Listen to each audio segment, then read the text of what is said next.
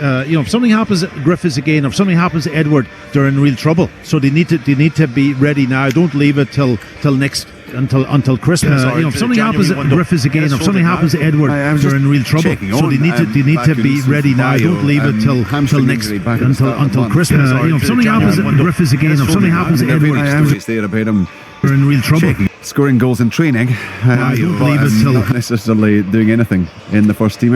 Again, there's another couple of million quid. This is a Russian. No, the Ivorian.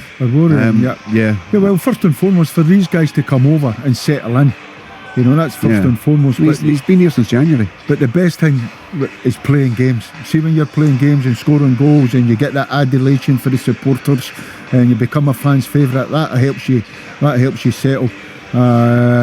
But as Packy says here, it's all hands on deck for Celtic this year. I think they're in a good place, Richard. I really do think Celtic's in a good place. And if they can get one or two back for injury and get them playing, then, as I say, it's that competition for places at Neil Lennon will be looking for. Well, there will certainly, Pat, be competition for places when you consider that starting lineup, and it's a starting lineup that you would imagine would handle pretty much anything thrown at them domestically, certainly. And then you factor in all the players who are missing. Yeah, and if you look at some of those, Tom Rogic is one that I haven't heard too much about. Is he injured at the moment? He's not travelled. I thought tonight would be a point where they could stick him in and get his fitness up a level. I think he was injured earlier on, wasn't he? And but he hasn't travelled, so that'll be a question mark over Tom. And then the question mark over Tom Rogic is when Christie, who's going to play at number 10? That real kind of competition for places. And he's a quality player, Tom Rogic, and he's brilliant with the ball with his feet. And that. So yeah, and there's a few. I'm just trying to look at the ones that's injured. Obviously, we still don't know about Kieran Tierney, what's going to happen there, what's going on. Arzani, is he going to come back eventually? Kouassi's injured. Bayo, we mentioned already. I'm trying to think, is there anybody else out there? We haven't seen Luca Connell yet, what he can do. The young guys, Karamoko, Dembele, Ewan Henderson. These are all young boys. It seems to go on and on and on, doesn't it? Okay, see, saying that, Rangers have actually, you see Steven Gerrard started to put one or two out the way in terms of, try to free up money, maybe to bring one or two in. Do you think Celtic maybe have to do that? Do you think there's too many on the books?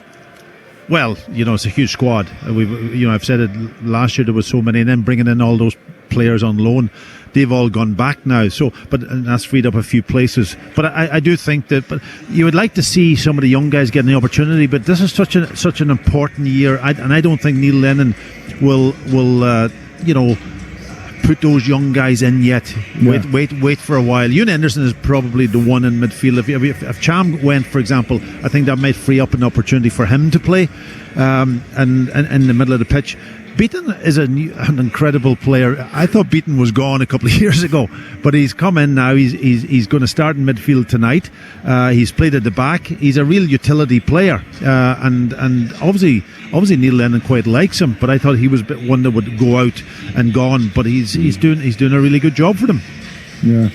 Well, it's just another indication of the strength and depth. I mean, it seems to me so many times last season we were at Celtic Park, saw Nir Beaton actually sitting in the stand off to our left in the next section more often than we saw him in a Celtic strip. He's been playing at the back. He's stepping forward into midfield alongside Scott Brown. Cham will be pushing up through the middle, I guess. Morgan and Johnson either side, and great opportunity for them and a big season ahead for these two. Lewis Morgan, of course, signed the previous year and then out on loan. Mikey Johnson, one of the kids who's kind of on that threshold, is he, of getting a regular start potentially? Yeah, I think he's a probably in front of Morgan. I think he's the one that excites me. He's got all that dip of the shoulder, can go both ways, his step over.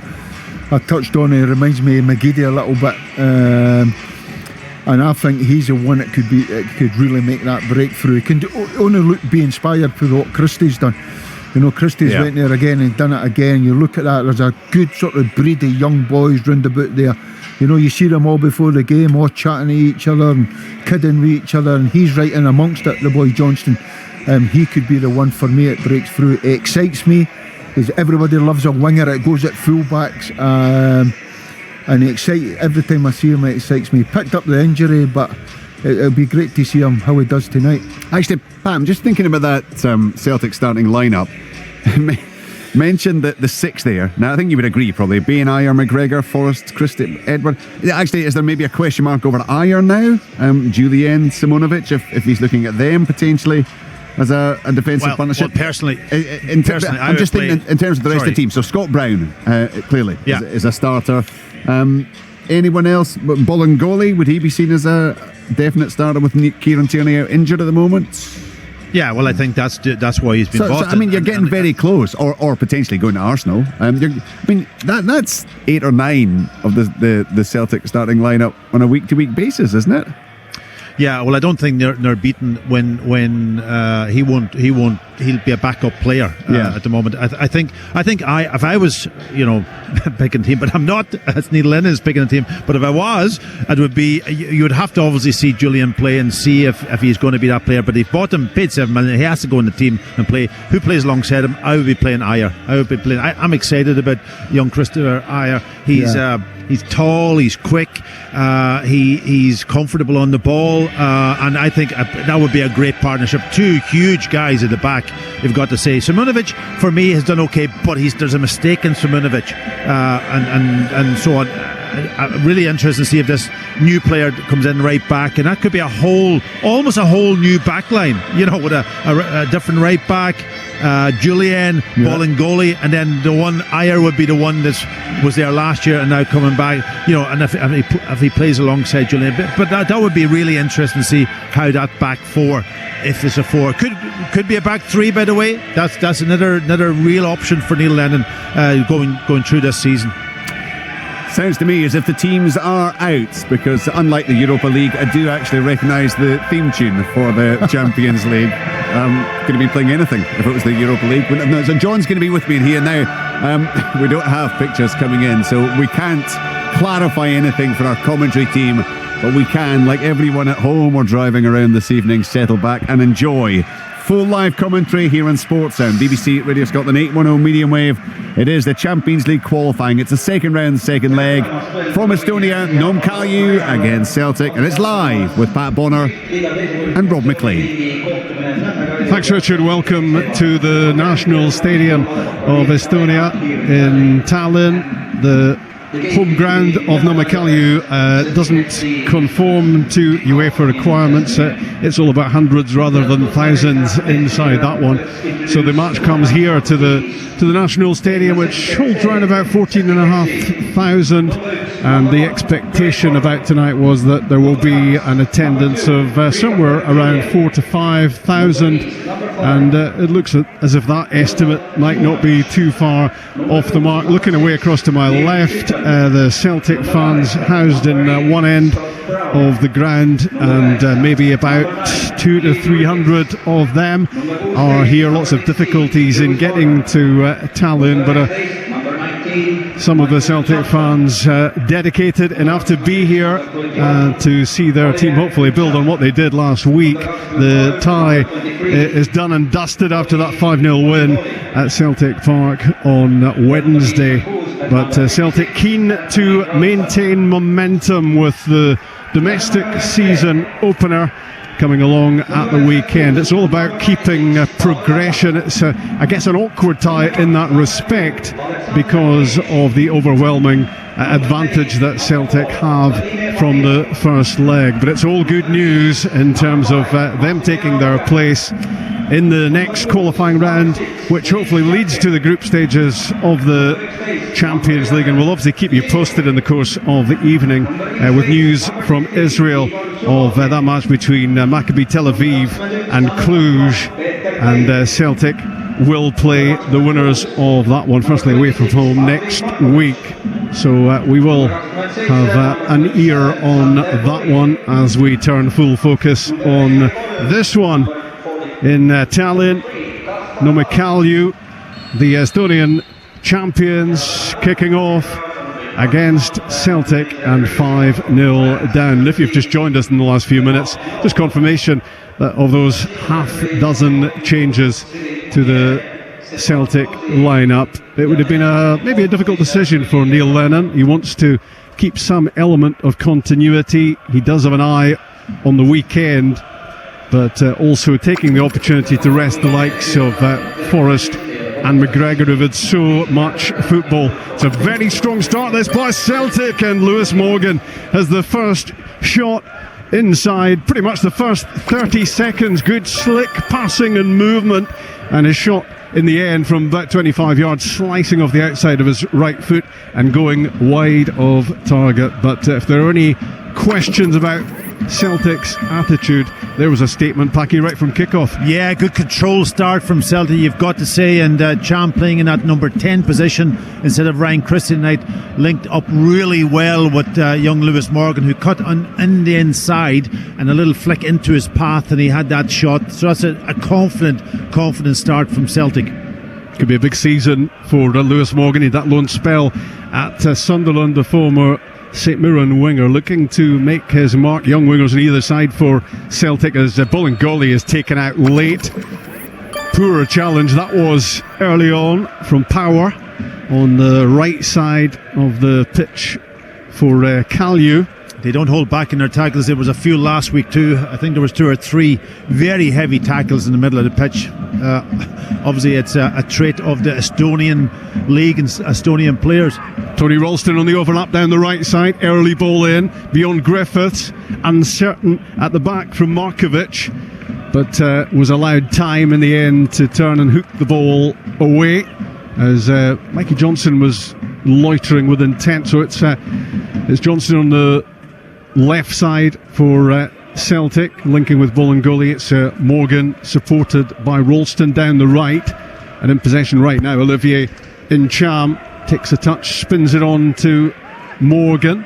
Celtic starting with bags of confidence, as you'd expect. Again, it's Ralston, but it's Klein who wins it back for the home team. Not for long. Possession being dominated in the first 2.5 minutes by Celtic. Now Beaton on the ball and pointing to where he wanted Jozo Šiminović to go to receive the ball from him on the halfway line here. Celtic playing from left to right as we look high up in the main stand. Given away, loose pass by Beaton. Kalju looking to mount their first attack, but another clumsy one, and he's already treading a dangerous path. Is number 43 Power on the right side for Kalju. He took out Bolingoli late earlier on, and he was just plain clumsy at that time. Yeah, twice on Bolingoli. That's something that we'll see how he reacts to it. Also, a couple of heavy tackles and that. But that was a first chance to see the defending of Julian. The ball was just sort of played over his shoulder, but he picked up a good position and got back and just tidied up and that. But obviously the Kalju set up in a 4-4-2 situation. Celtic have got that spare player in the middle of the pitch, and they've been using it quite well and having lots and lots of possession early on in this game. Craig Gordon's had his first touch of the ball as Ralston gives it away, and Puri on the attack down the left for Kalju. Morgan and Ralston combining to stop any threat down that side. Now Beaton rolls it into the midfield area, and Olivier Incham finding plenty of room to drive forward and switch the ball across to the left side from Mikey Johnson. He's jinking his way into the box, heading for the byline, tried to force the ball across the 6-yard box towards Griffiths, and it was cut out in the end, and it spun back into the gloves of the veteran Kalju goalkeeper Pavel Londak. Yeah, he just couldn't find that final pass, but it was a good drive from him, and he showed a little bit of pace to get past the full back, and obviously he started over on the left with Lewis Morgan on the right hand side tonight. I think that was a switch that was made last week when Lewis Morgan started over on the left, and very early in the game they pushed him across this right hand side, and that kind of almost freed him up a little bit better, because he was almost getting in the road of Bolingoli. I think Michael Johnson plays a little bit more in the pocket in that side, and that might be a better partnership. Celtic looking to play their way out from the left corner from a throw-in. They've lost possession. Calude looked to force the ball in towards the edge of the penalty box, right hand side, and Power wins the first corner kick of the match for Noma Calue. Yeah, that was a little bit slack from Scott Brown. You know, he could have cleared his lines. He tried to pass it out, gave the ball away, and eventually it leads to the corner. And this is where any team is dangerous, and these have got height in their team. Kasper Power with the corner kick for the Estonian champions, but even as the ball was in the air before it had come down, the whistle had gone from the French referee Benoit Millot. Free kick for Celtic, and nothing comes from the set piece for the home team, who trail by 5-0 on aggregate after that overwhelming win for Celtic last Wednesday night. And it's a European game a week at this stage of the qualifiers, as Celtic target a place in the group stages of the Champions League, but lots of football to be played before they can be thinking about that. Griffiths with a layoff, just about his first touch in the match with 6 minutes gone. Ralston plays it back, and Celtic continue to hog the ball. They've had plenty of it. Chris Jullien, the Frenchman, on the halfway line, switches it across to Scott Brown. £7 million signing. Chris Jullien making his competitive debut, the former Toulouse player, featured in France alongside Odsonne Edouard. Good movement down the left-hand side from Johnston, nipping in behind, heading for the byline. On his left, then his right. Lost it, won it back, and he angles a ball in towards the far post in the end, looking for the head of Griffiths. Out off his line came goalkeeper Lundak to claim that. Yeah, and again, it was a lovely ball from Scott Brown, kind of almost with the outside of his foot into the path of Mikey Johnson, who took it brilliantly, by the way, and eventually got his cross way to the back post. But the big goalkeeper is in tonight again, and he produced it in, I think, the last tie also, to get his team through to this point. And tonight he came out really assured and took that cross. Celtic playing with good tempo here. Morgan down the right side, and having conceded a corner at the other end, it will now be a Celtic corner as the cross from Morgan came off the Italian central defender Max Ugge, and it's going to be a Celtic corner kick. 0-0, 7.5 minutes played. Very much in control, Celtic, at the moment, just apart from that little mistake from Scott Brown earlier on. They have passed it, moved the ball quite well. They will create chances. Corner kick, right hand side for Celtic. Griffiths fires it in with lots of pace. Really good delivery. 3 chances. Celtic players inside the 6-yard box looking to get on the end of that. It's sped beyond all of them. Celtic keep the ball though, and Jullien switches it across from left to right, prodded forward by Morgan. Possession gone, and a foul by Lewis Morgan on Puri as he tried to get the ball back. But that was fired in by Griffiths, and it was a real chance to get the first goal of the night. Yeah, real quality on the ball, pace, dipping in round that 6-yard box. And of course now they've got Christopher Jullien in the team, who is about 6'5". I think he's even taller than Ayer. Huge big man, and he will be a definite threat in the box. He was up that time. There was 2 or 3 of them I think he slipped eventually, and the chance was gone. But certainly he will be potent in that opposition penalty box for set pieces. Waiting number 2, Chris Jullien, on his competitive debut for Celtic. The ball is worked along the back line, and Ralston lobs one down the line, intended for Morgan.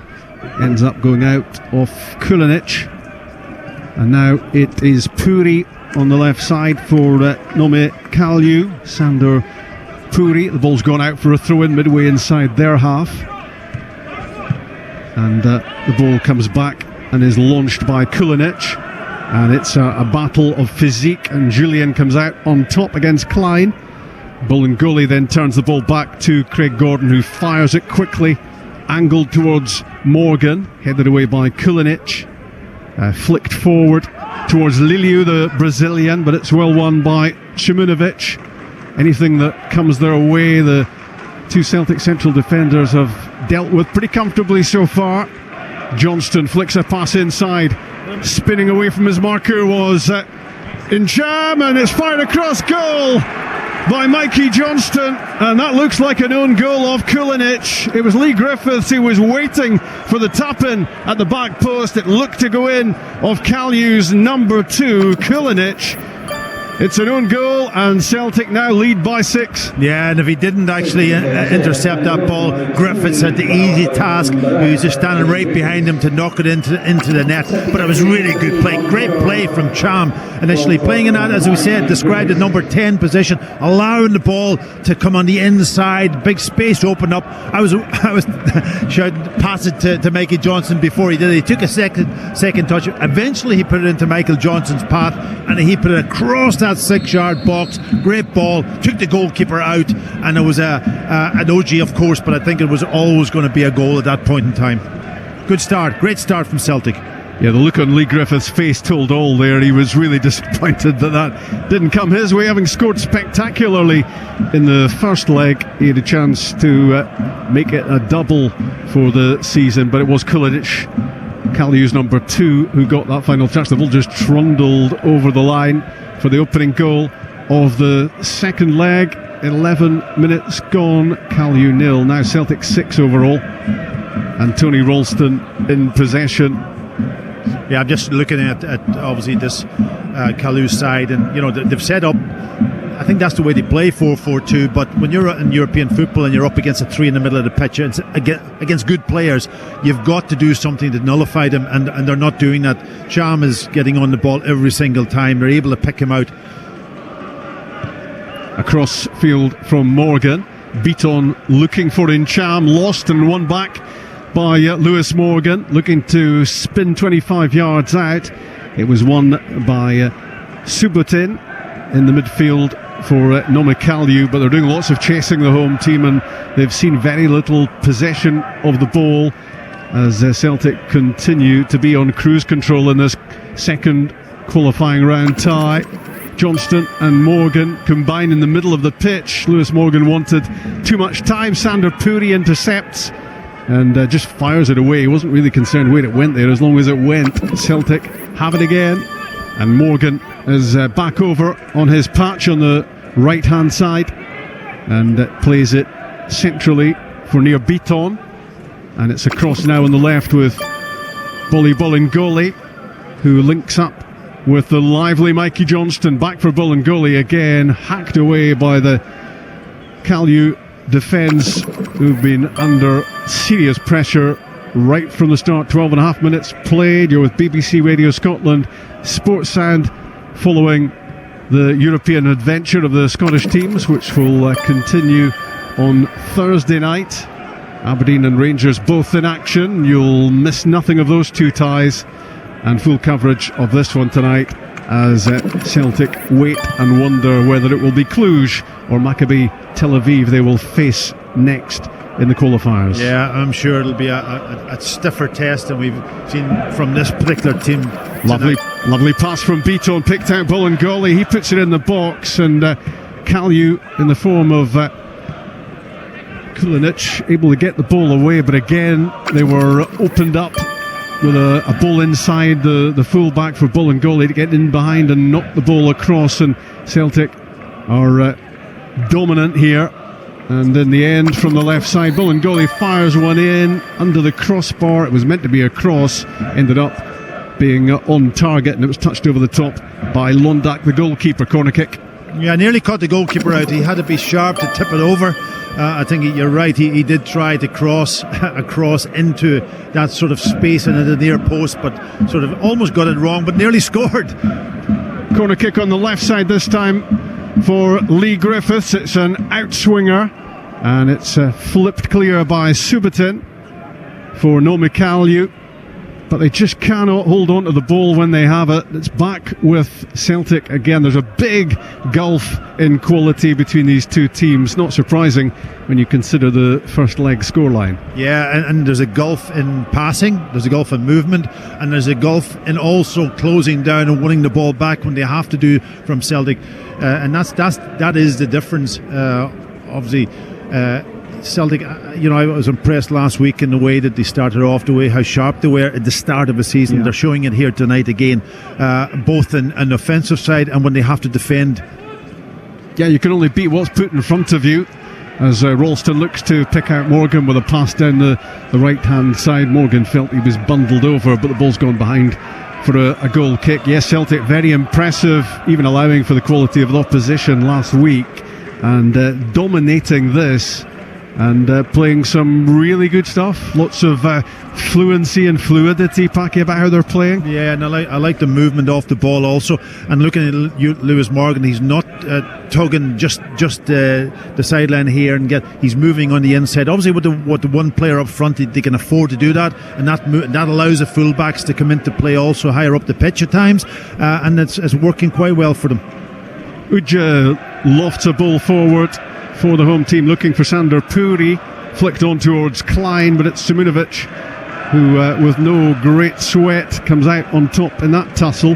And now Celtic look to get on the attack again, with Brown and Beaton combining, and a first-time flick from Griffiths on the halfway line to Bolingoli, and Lee Griffiths gets it back, and now it's with Olivier Incham.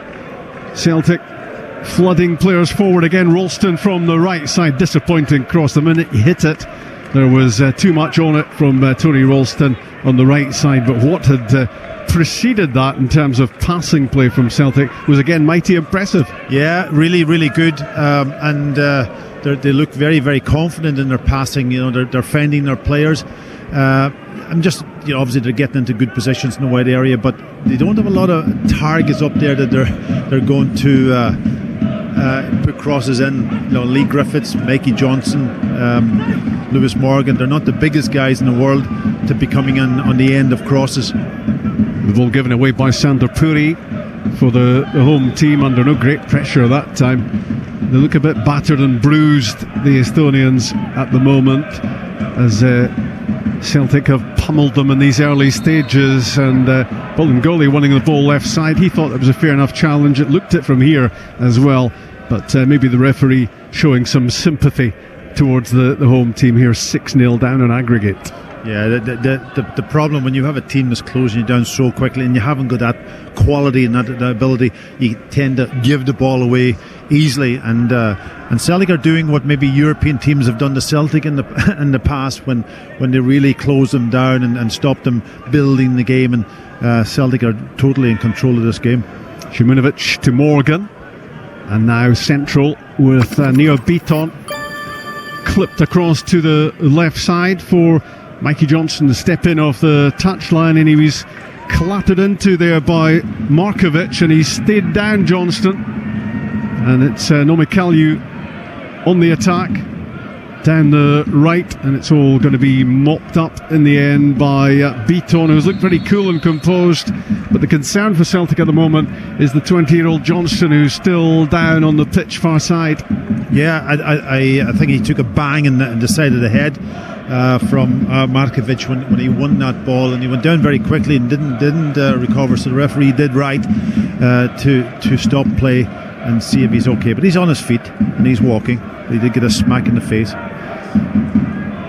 Yeah, the ref just checking on Johnston, the creator of the only goal so far of the second leg. That Kulinic own goal, which has made the margin between these two teams now 6. Celtic strolling towards the third qualifying round. It does give Celtic an opportunity, as 6 changes tonight, to get players on the pitch, get them playing. It hasn't hampered any of their ability as a team to perform. It's been a good performance so far, but Neil Lennon will be delighted with getting all these players in. He's got probably maybe a little bit of a problem picking a team from here on in if they're all able to perform at this level. Chris Julian trying an optimistic cross-field ball, which was cut out, but Celtic, whenever they've lost it in the opening 19 minutes, they've very quickly had it back. The percentage possession at the moment would be something frightening. Yeah, and that's something that takes a little bit of, there's another bad tackle from, is it Markovic again? Yeah, it's Markovic. And then top of Mikey Johnson from behind and catching him, and he's going to get booked for it. Yeah, it was awkward, and it was pretty ugly from the right back on Johnston, who will be feeling that the Estonians have got it in for him at the moment. Yellow for the number 26, first booking of the match. It's 1-0 Celtic on the night. It's 6-0 on aggregate. Yeah, I was going to say, that part of the game when you lose the ball and you close down very, very quickly, that normally comes a little bit later as the season just progresses. Early on and all, let's call this a still, kind of close season period. You tend not to get that, but Celtic have got it, and that's a really encouraging sign. Ralston plays the ball forward for Griffiths. Just couldn't quite keep it, Lee Griffiths. And Nomikaliu have the ball briefly. Ralston.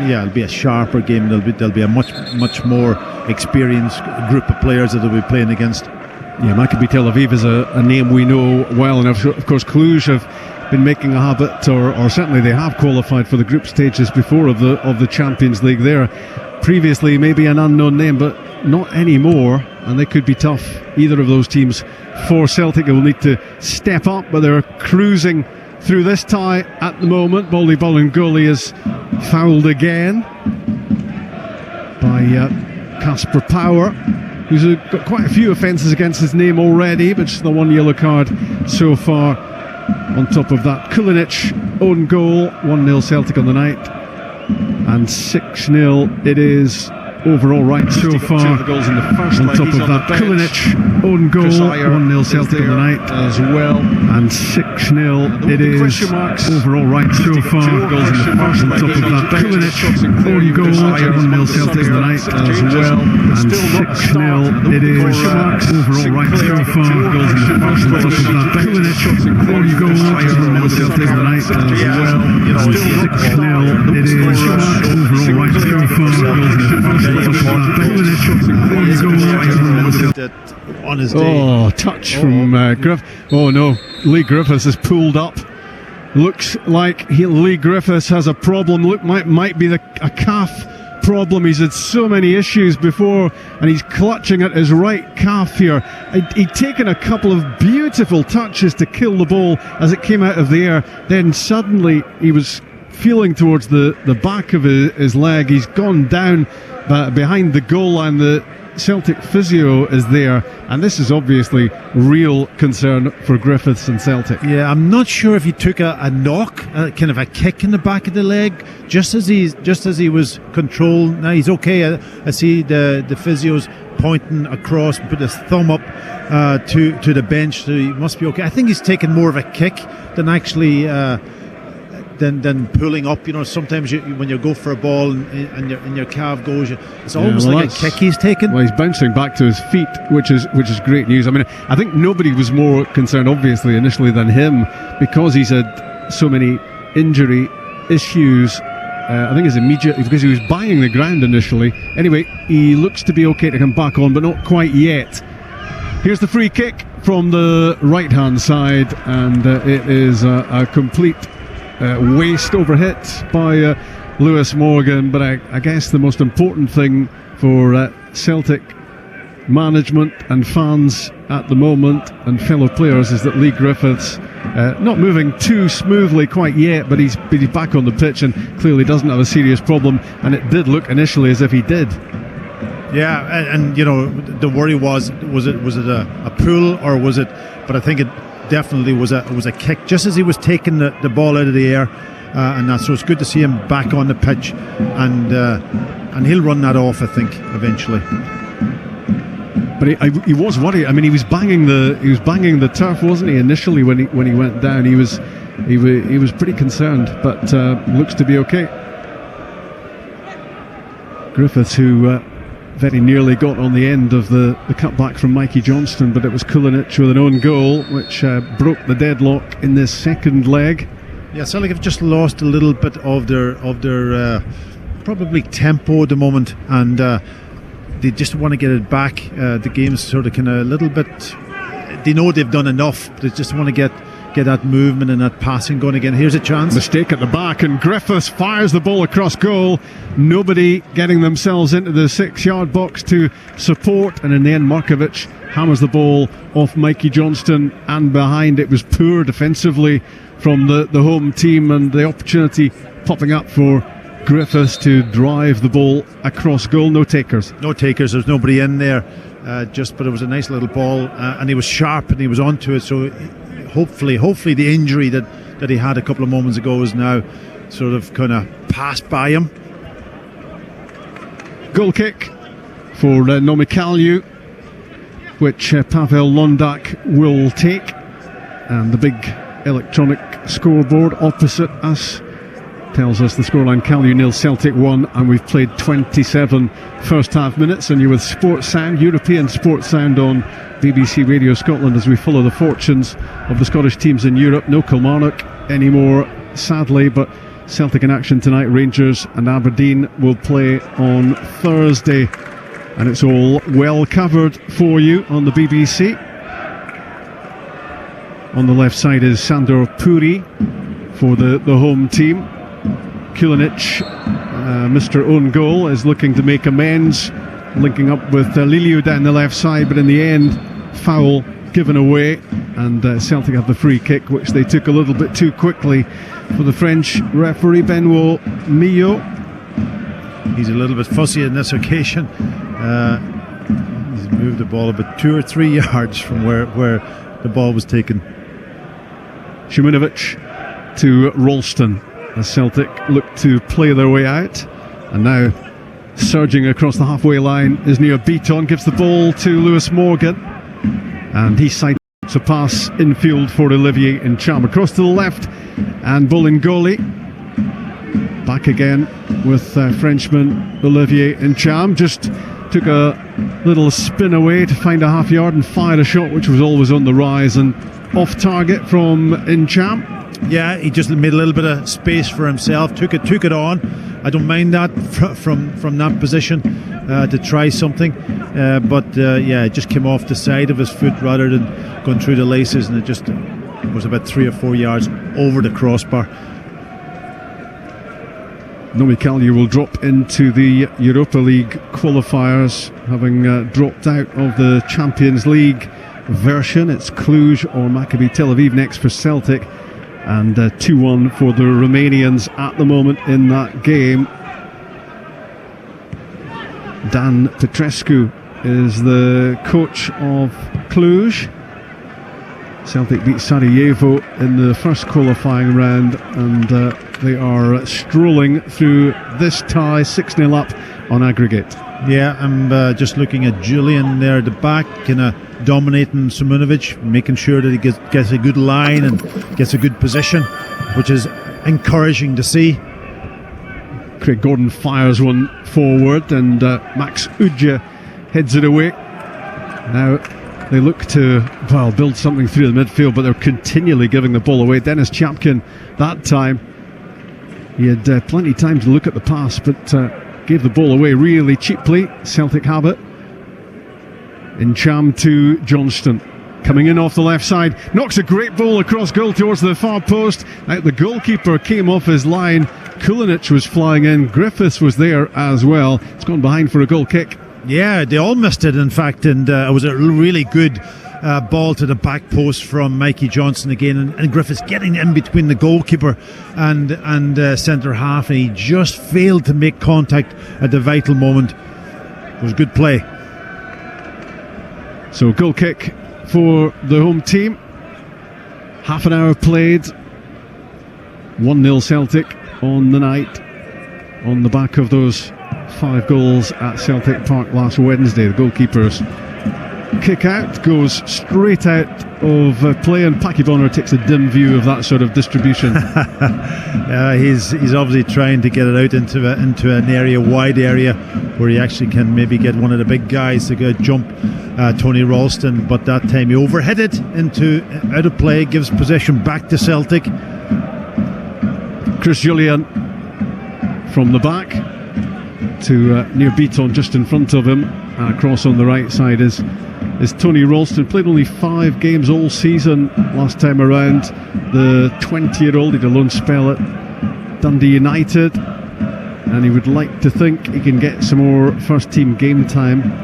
But of course Celtic have taken on board a right back in the form of Hatem Abd El Hamed from Hapoel Beersheva, and he is still to be seen, but Tony Ralston would hope to be offering some competition in that right back slot, as Johnston continues to impress with his dazzling footwork, and then a disappointing pass at the end of it, which was straight at Udja, the Kalyu defender. Their distribution is pretty woeful, the home team. Whenever they've had it in the midfield area, they just fail to show any sort of quality or composure. But it is the sort of almost perfect game for Julian to get himself into the team and just can almost stroll down, do all the basic stuff of defending, and he looks as if he's an organiser also, and he can pass. He passes with both feet, left and right, which is good to see, especially if he's playing on the left side of centre half. You want that balance right.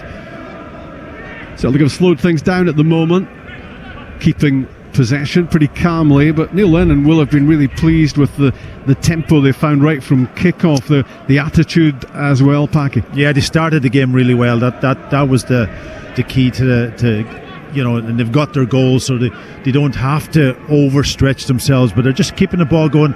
Sometimes you might say up the tempo a little bit, and that'll come as the game goes on. There's no question this team will get a little bit more tired because they have to work hard, because Celtic has so much possession. Lovely play again from Olivier Incham. Quality in the midfield, finding Griffiths, and now gets it back, the Frenchman, right in the middle of the pitch. Beaton takes aim from long range and just bounces the shot in front of the goalkeeper. Looked for a moment as if it might be awkward, especially with that little bare patch in the goal mouth as well. Yeah, we're just looking at that. Normally in the modern day pitches you don't see that, especially in a national stadium like this, where there's a big bare patch about 4 yards out. Obviously they must have been doing a little bit of training in that area, but certainly normally nowadays, it used to be in the old days, Rob, when we go to pitches, because that was probably what pitches were like, a bit rough in the 6-yard box. You don't see it too often now, but that was a good strike by Beaton, just bouncing into that sort of 4 or 5 yards out, and the goalkeeper did well to keep his eye on and get his body behind. Scott Brown has knocked the ball out of play because Nomikalu have a problem here, and it's Lilio, the Brazilian, who is clutching at his left leg, and he will need a little bit of attention here. Yes, it looks like his hamstring a little bit, whether he's maybe got a knock in it or whether he's overstretched, but certainly he's getting that treatment. That magic spray is coming out. Yeah, and there's a substitute already being prepared down below us. The newly arrived Max Mata, the 19-year-old New Zealander who's on loan from Grasshopper Zurich, is getting his working togs on, so it looks as if he will make his debut for the Estonian side. They're short on numbers. Even with his arrival, they've only got 6 subs, and It looks very much as if he is going to be called into action pretty soon, the Kiwi.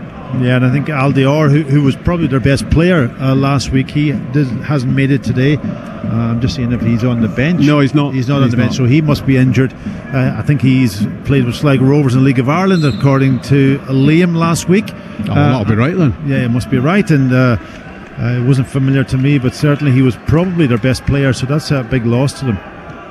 Into the last 10 minutes of the first half we go. Celtic leading by a goal to nil in Estonia, in the capital, Tallinn, on the back of 5 goals in the east end of Glasgow last midweek, and a very comfortable aggregate scoreline. Celtic heading for the next qualifying hurdle, and they come quick and fast at this stage. Bolingoli and Johnston linking up down the left. Just a disappointing final ball from the Belgian, Bolingoli, and that means that Nomikaliu are able to get the ball away, and ends up going out off a Celtic boot far side. It's a throw-in for the home team, who knew their fate well in advance of this second leg. But a decent support coming out to give them backing. I think that estimate, what do you reckon, Packy, around the ground? There's some down below us who are out of sight at times for us, but maybe 4,000 or 5,000 and a few hundred Celtic fans. Yeah, and I think there's 2 layers, to the stadium, and I think the bottom layer's pretty well full. I don't think they opened the top level of it, but certainly, about 3,000 or 4,000 in there, and obviously the faithful Celtic supporters coming all the way out to Estonia. Free kick against Vladimir Avilov. Challenge on Olivier Ncham, who's really strolling through this and showing his quality as well, showing a fair bit of appetite for the ball as well. His movement is good. He's just finding little pockets of space, and he's passed the ball well, and he's looking to receive it now from Julian, and it does eventually find its way through. He was having his shirt tugged, but he still managed to keep possession of the ball and find Mikey Johnston right on the touchline, left hand side. Back with Ncham again. He's pinging passes around, and a raking ball out to the right side for Tony Ralston, and he's offside. Yeah, I think actually it was a handball, and that was a good pass from Cham, and you're right. But when you set up and you've got so much possession, and he can find little pockets, because he's almost nobody's able to pick him up, because they only have got 2 in the middle of the pitch against the 3, and he can play little passes between them, and it's a lovely situation to be in when you come into a team when you're almost 5 goals up. Now you're 6 goals up, so you're full of confidence.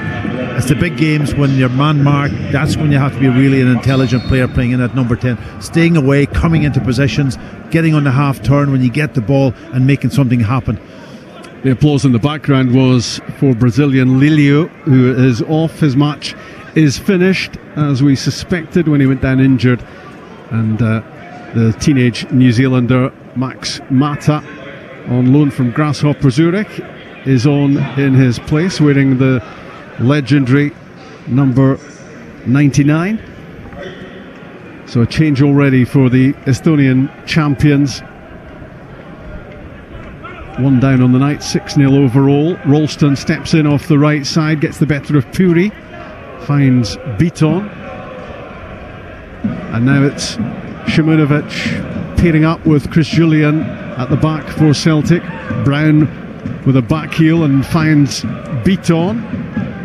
Good, confident control of the ball, and he just flips a pass out to the left side for Bolingoli. Enjoying their superiority here, Celtic. Lewis Morgan with a good touch on the ball as well, and a spin, and he finds fullback Ralston into the central area for the skipper Scott Brown.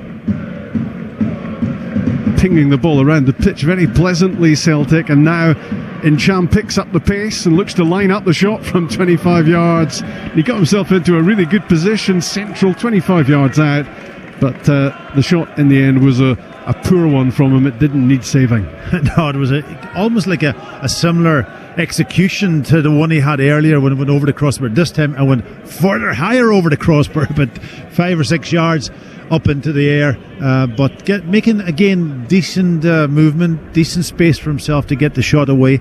But Celtic don't have to worry too much about the counter-attacking tonight also, because Beaton can step out, get himself forward. Brown at times, they rotate around there. This team isn't going to do them any real damage. Nome Kalju, the Estonian champions, twice title winners, but currently fourth in the league table midway through the Estonian season. Kulinic lofts the ball forward. His own goal is the only one on the night. Ralston on the half volley plays or tries to play a ball down the line, but it was always slicing out of play. Yeah, that's a little bit of quality that he needs probably to his game. Tony Ralston from a deeper position, those passes up to the strikers. It's a chance to impress. I mean, even against this quality of opposition, it's just a chance for Tony Ralston to say to Neil Lennon, don't forget about me. No, and he has shown great appetite to get himself forward, and especially when Lewis Morgan goes on the inside, he's bombing forward, and he will get into good positions. But it's that pass when he's in his almost natural position right back. Can he play that pass into good areas for the likes of Griffiths, or for pick somebody out in midfield? Mikey Johnston, supported by Bully Bolingoli left side, curling ball in, is headed away by Markovic, but in the end it dropped for Johnston. He was only 15 yards out and he lashes a right footer over the top. That was a real chance for number 2 on the night. Yeah, Max Matt, the substitution that came on, it was his header back into I think it probably maybe his first touch in the game. Nearly caused a goal against his own team. You would expect him to do better than that, but it was a half chance, you could say, for Celtic. Long ball down the right side, which is heading behind for a goal kick. It would have been a great goal had Johnston scored there, because initially the ball was played down the side. He took a lovely touch to control the ball as it dropped over his shoulder. Then as Bolingoli continued the attack, Johnston went into the box. That wayward header dropped in front of him, and it would have been a special moment for him had he put that in the back of the net rather than over the top. Yeah, you would expect him to do maybe a little bit better also because of his quality. Technical player, really, really good technical player. I think John Hughes was talking about him before the game, that he's really excited every time he watches him play. Shimunovic at the back for Celtic plays the ball across to Chris Julian.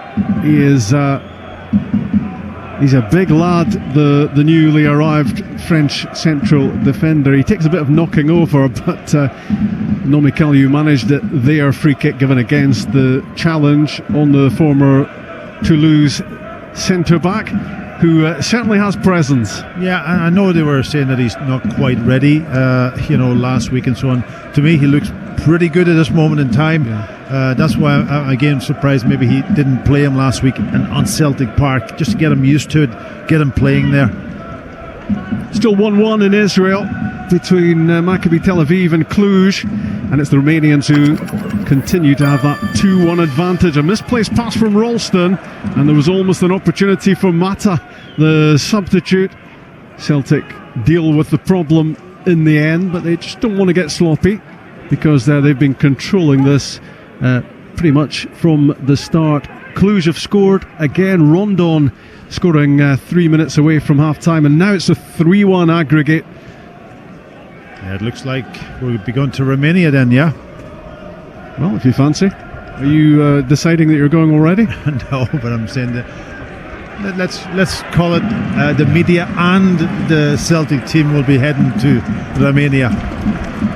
Sandor Puri on the attack for Nome Kalju, left side of the box, and he hammered the ball across goal. It flicked off Ralston, it spun up in the air, and Craig Gordon just had to be watchful, but in the end a comfortable catch for the goalkeeper, who is looking to battle back to try to depose Scott Bain, who is the man in possession at the moment, you would say, of the Celtic goalkeeper's jersey. Yeah, he's had an exceptional season last year, Scott Bain, when he got into the team. We know why he got into the team initially, but it was his saves that was quite incredible. One-on-ones at times, brilliant, really, really good.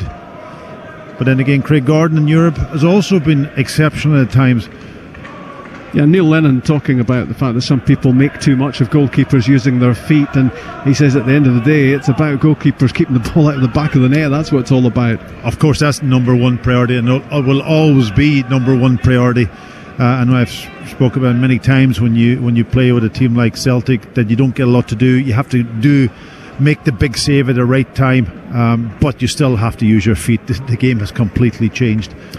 We're into 2 added minutes, or just about, at the end of the first half. 1-0 Celtic in Estonia, 6-0 on aggregate, and it's looking very much as if Celtic will face the Romanian side Cluj in the next qualifying round. That news will not have escaped the Celtic fans both here and at home, and they will already be hatching plans to travel to Romania next week. All that could change, of course, if there's a revival in that game from Maccabi Tel Aviv. Here goes Mikey Johnston up towards the edge of the box. He's stopped, but the curling effort on the follow-up from Lewis Morgan, who'd switched across to that side. He tried to dip one into the top corner. It was just a few feet too high. You could see the goalkeeper struggling in that patch that we talked about, his footwork. He was kind of almost... if that ball, I think, was on target, I don't think he would have been able to move his feet quick enough and make the save. It was a good effort from Lewis Morgan, cutting in, having confidence to take the shot on just a yard over the crossbar. You're with European Sports Sound on BBC Radio Scotland. We're inside stoppage time in the National Stadium in Tallinn, as Celtic have dominated here against the Estonian champions. Half a dozen goals ahead now in this qualifier. Encham plays a lovely pass with the outside of his right boot and picks out Bolingoli, left hand side. Johnston ahead of him. He's close to the byline as he looks to pick out a teammate with a pass, and in the end it was intercepted by Markovic. Again, Celtic getting into great attacking areas. Yeah, I think the ball was deflected off the referee. He's kind of almost stopped the game, and he's given the ball back to the Estonian team, and I haven't seen that too often. Is that a new rule? Oh, it's a new rule. I'm informed by one of my esteemed colleagues here on the right hand side. There you are. That's one of the new rules. Half time in Estonia. The news from Israel that Cluj lead against Maccabi Tel Aviv by 2-1. That's 3-1 for the Romanian team on aggregate. They're on target for the next qualifying round. There was never much doubt that Celtic were heading towards that date next week, and they've only enhanced that position in the Estonian capital tonight. Tallinn, 1 goal up, could have been a whole lot more. They've absolutely dominated the play in the first half. They've played lots of slick football as well. The only goal so far created by Mikey Johnston from the byline. He squared one across goal, took out the goalkeeper with his pass. Lee Griffiths was waiting, but it went in off Alex Kulinic, the Nõmme defender, to make it 1-0 on the night in Estonia, and an aggregate scoreline of Kalju 0, Celtic 6. Celtic in the Champions League qualifiers, live on Sportsound. From BBC Radio Scotland, there's no substitute.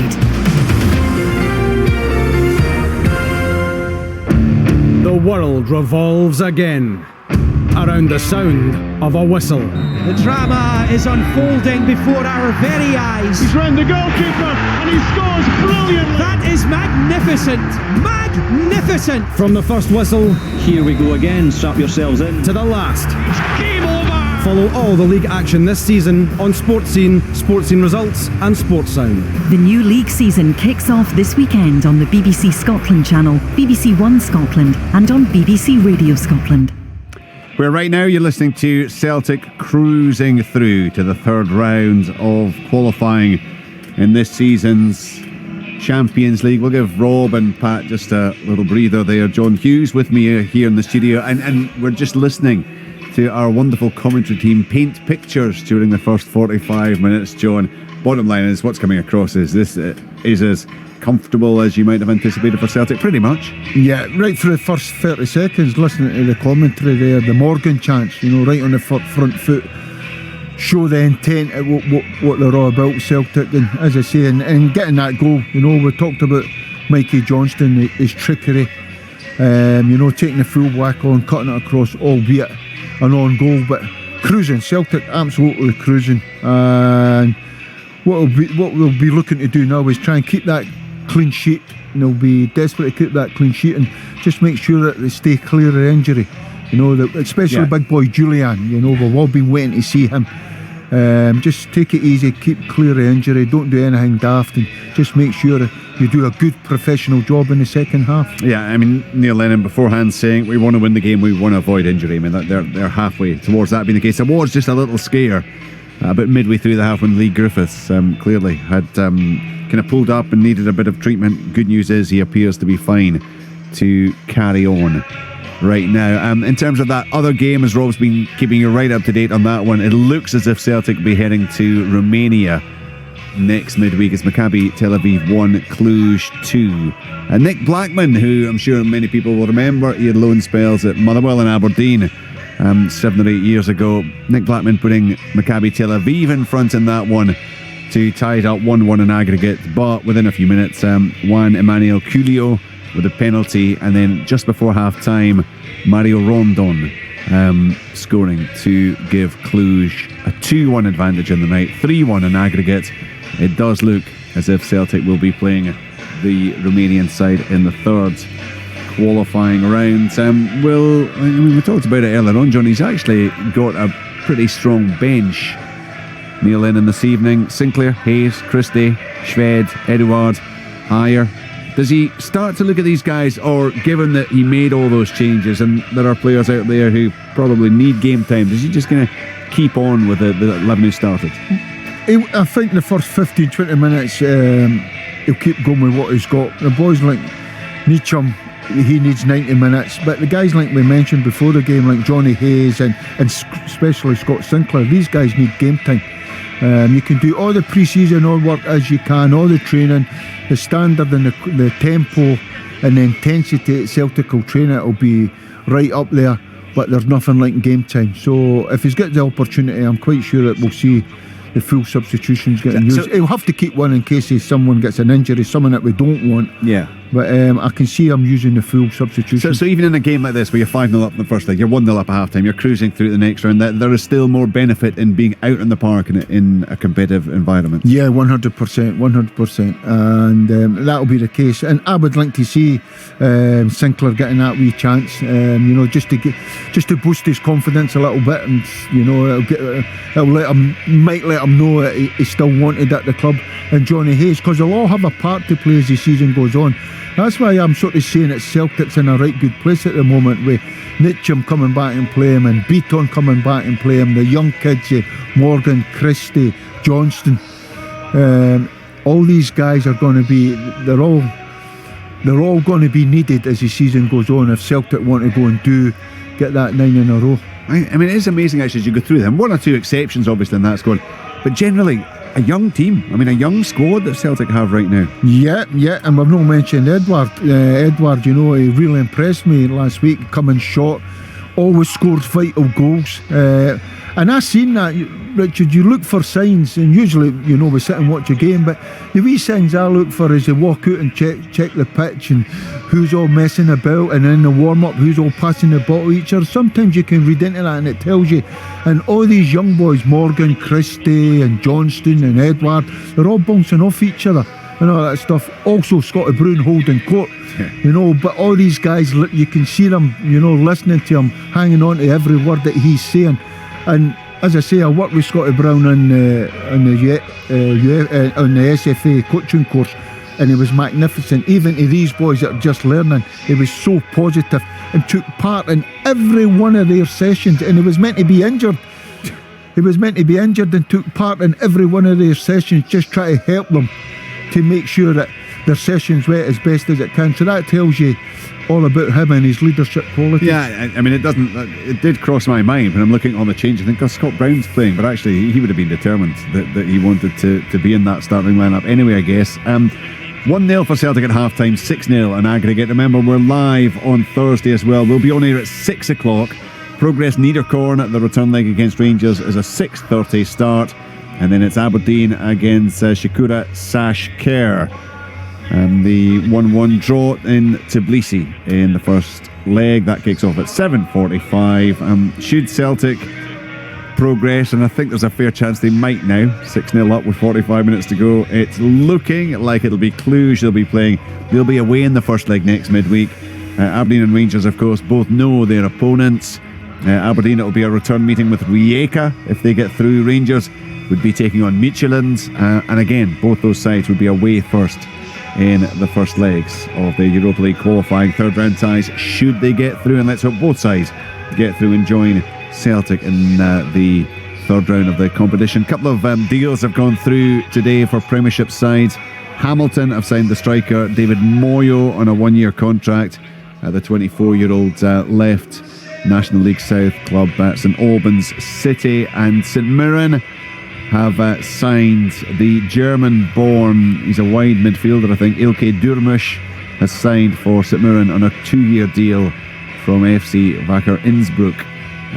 International clearance required on both those. Something for you to look out for tonight on the BBC Scotland channel, the digital channel. Stop calling it the new channel, but it kind of is still relatively new, certainly in comparison to BBC One Scotland anyway. So the digital channel, it's a programme called The Fort, and it is a documentary which was filmed throughout the management's first season in charge of Fort William, who of course had an absolute nightmare last season. Lost every game, finished with minus points because they'd played ineligible players, had a goal difference, I mean it was way in excess of minus 200. So I'm sure it'll be Richard, I'm sure car crash watching a wee bit. I'm sure they got beat 6-0 on Saturday. They did, and of course they've got so Cally Thistle had tried to get a reserve team in the Highland League for this season, and they were rejected. So instead of that, they've sent 9 of their young players from their development team, or the younger age group, down to Fort William to go on loan. 7 of them started, and it was 6-0 against Brora. So I think it'll just be a fascinating watch. I mean, you love your football, John. You like, you've operated at all sorts of different levels. Maybe not quite at Fort William level, but I mean, it'll be fascinating just to see how the guys cope with it. It'll be riveting, just to see what he has to put, because no matter what level you're working at, football's 24/7. It takes over your life. It's 24/7. You're sitting talking to people, you're in conversation with people, but your mind's constantly somewhere else. What do I have to do tomorrow? What's the training sessions and all that stuff? And I could just imagine, as you say, being part-time, turning up, doing all your numbers for the training, and 2 or 3 calling off, and you have to change all your training sessions and all that. So it'll be a right good watch, and it'll be a right good insight for these guys that love their football, to see how football management works. John, where did you start your? Did you play down? Did you go through the academy, or where did you start your football? I started off at Berwick Rangers part-time. Berwick, was it that right? Berwick Rangers. And my first... I actually was a kid at Arbroath at 16, and travelling up. You would have played against Big Tatty Shaw. Used to play at Hearts, Big Graham Shaw. Oh yes. Big Tatty, he was a driver and used to take, his car was full going up to Arbroath, and after about 6 to 7 months I actually broke through into the first team. I was a right back at the time.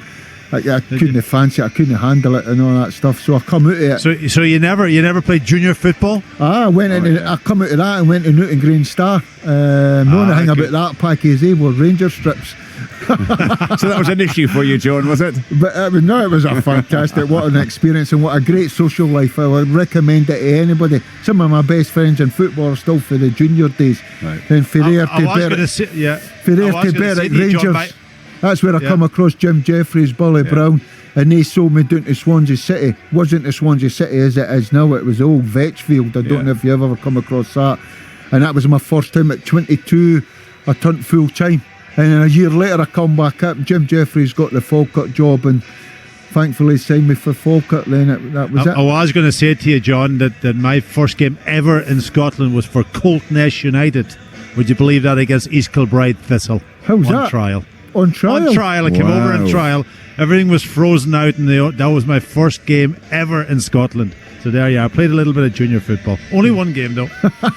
Right. Well, at least you moved on, and you both enjoyed great success. And some of these guys who are playing for Fort William or have been playing for Fort William, they keep turning up week in, week out, getting thumped. They're back the next week. I mean, it incredible dedication. Richard. I just remembered Graham Shaw once interviewed me for a job in the bank.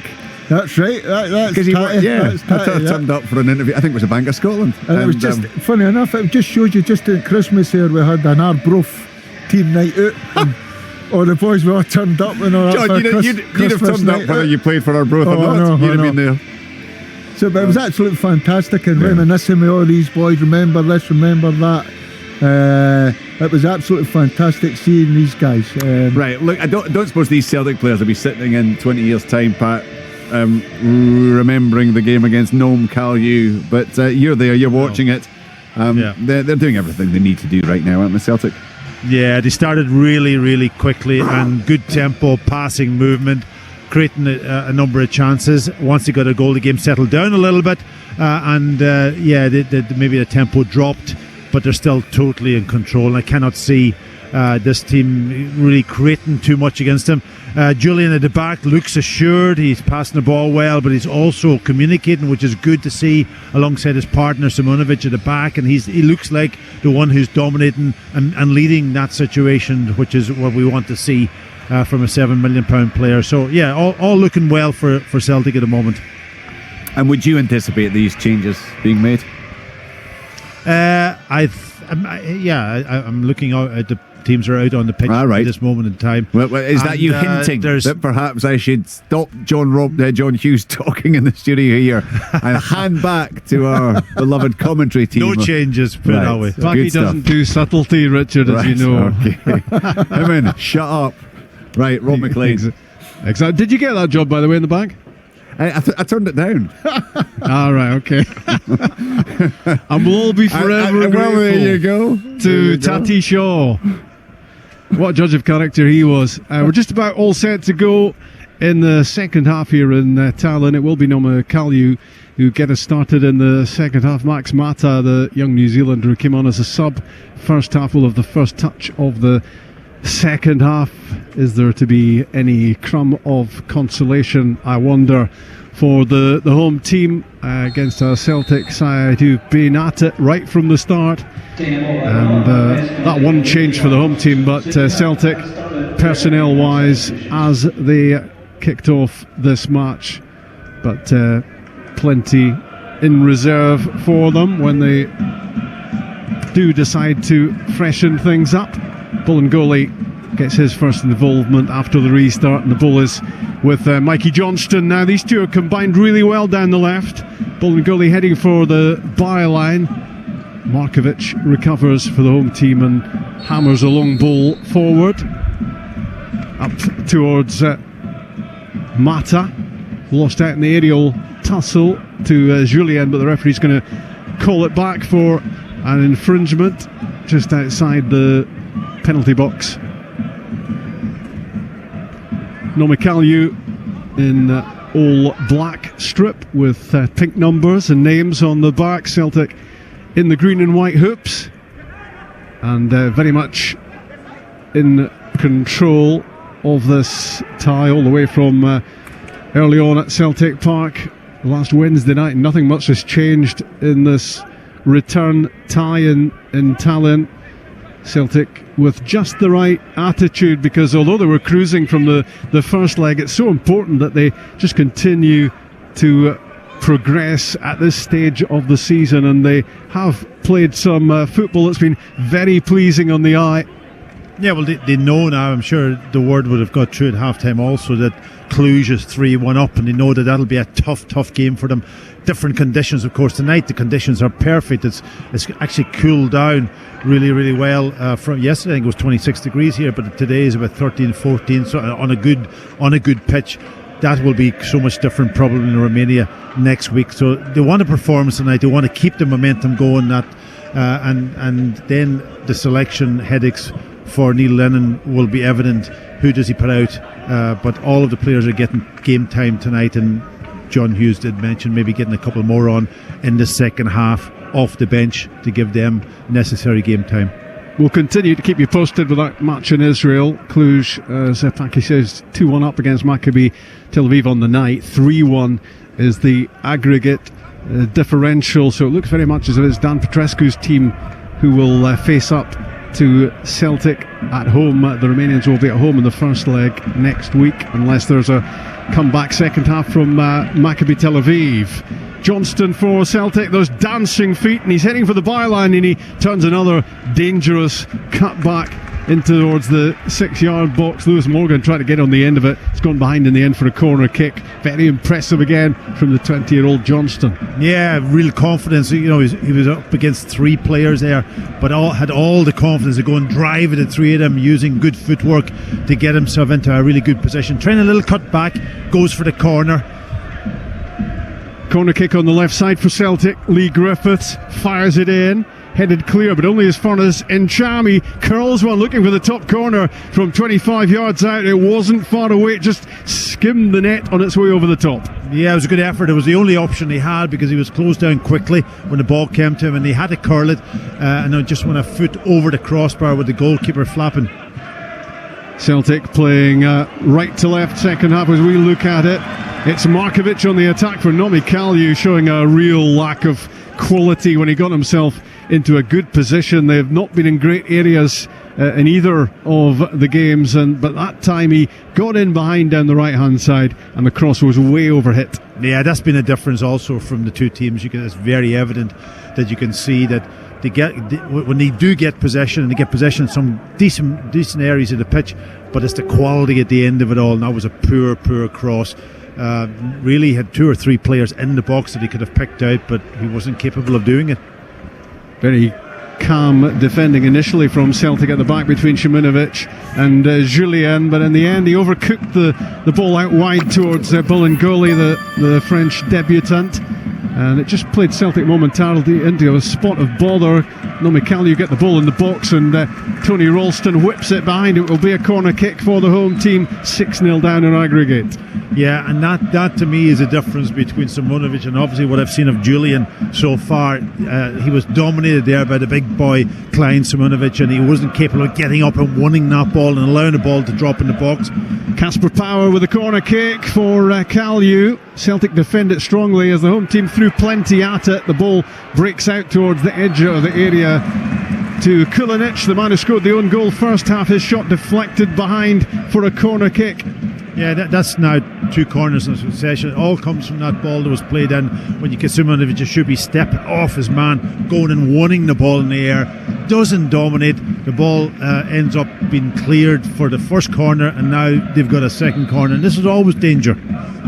5 minutes into the second half in Tallinn. The referee has a little word with Klein, who's in front of Craig Gordon on the goal line. Corner kick left side for Kalju.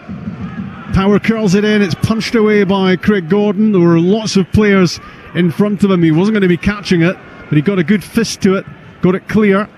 Power knocks it back in from out wide. Julian's header away is a good one, got plenty on it, and he found Ncham, and now Celtic can counter with Lee Griffiths down the left hand side, and he curls one in. He was looking for the run of Lewis Morgan towards the near post to try and get on the end of that. Griffiths just too much on it, through to the goalkeeper. Yeah, just overhit it a little bit. He was just trying to curl it into the path of Mikey Johnston, who had made good ground from that corner kick. Good counter attack from Celtic, but yeah, just got it wrong, Griffiths, on that occasion.